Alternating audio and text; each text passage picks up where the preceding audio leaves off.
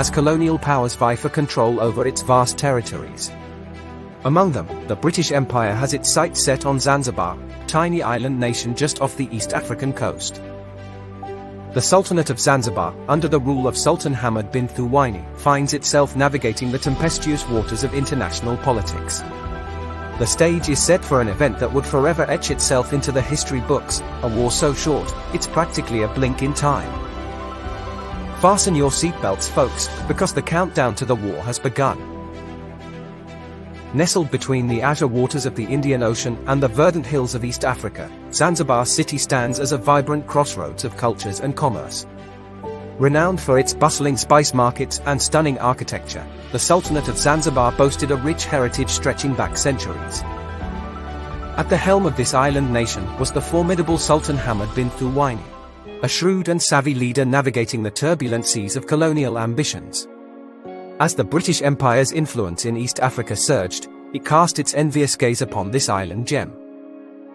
Enter Sir Basil Cave, the British High Commissioner in Zanzibar.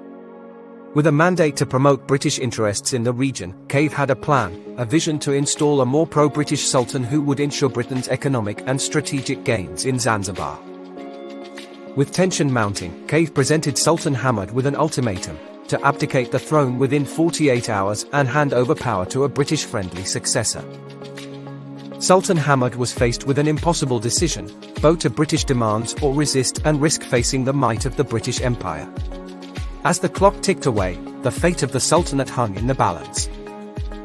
August 27, 1896, 8 a.m., the hour approaches when the world will bear witness to an unprecedented display of military might in the quest for supremacy.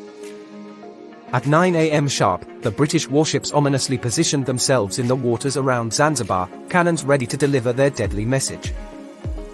38 minutes. That's all it took for the events to unfold like a well-choreographed dance of diplomacy and dominance.